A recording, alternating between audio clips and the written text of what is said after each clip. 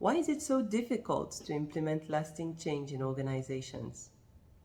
Well, first of all, we often find what we call the status quo bias, which is people's preference to keep things exactly the way they are. You might find yourself in an organization, for instance, with an innovative way to carry out the process and be faced with a response such as, "Well, we've always been doing it this way. Why do we have to change now?" So how can we go about it? Well, there are a number of change models that have been developed as strategies to facilitate and manage the change process in organizations.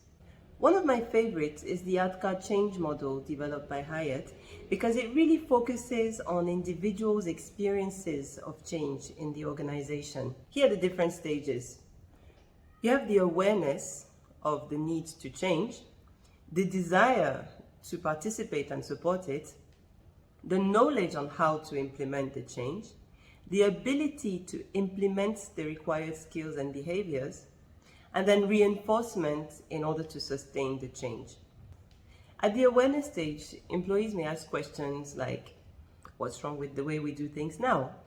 So here you would really want to highlight the flaws of the current system using concrete examples and use research and best practices to explain the desired outcome of the change. Remember to keep the vision clear in order to get the buy-in from employees. At the desire stage, it's trickier because we rely on employees making the decision to accept the change. Here they might ask, what's in it for me? Why do I have to support it? They need to honestly believe that the change is going to be beneficial to the organization and to them.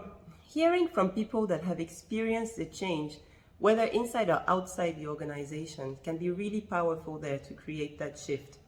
You could also try to engage and empower sponsors of the change. Senior leaders, team supervisors, and even employees can be truly influential. At the third stage, knowledge, employees would ask questions like, how do I get the skills to implement that change? And this is where training comes in. A common mistake is for organizations to go straight into the training stage in a bid to build the buy-in at the same time. However, that may create additional resistance, so ensure you address the stages of awareness and desire first.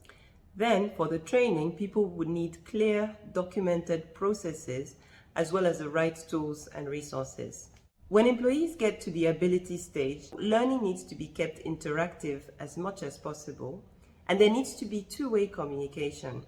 Ensure you have a platform to hear the concerns and the questions of the employees so that you can respond with the right level of direction and clarification.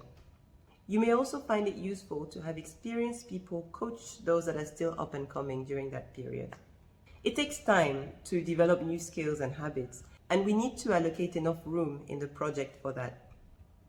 And finally, at the reinforcement stage, what happens when we're successful? 2 key points. Track the progress and monitor the results with clear metrics, and use positive reinforcement with the teams to sustain the change.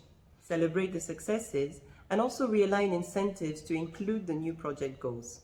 Now, it's important to note that depending on the type of change that organizations are going through, one approach may be more suited than the other to tackle it.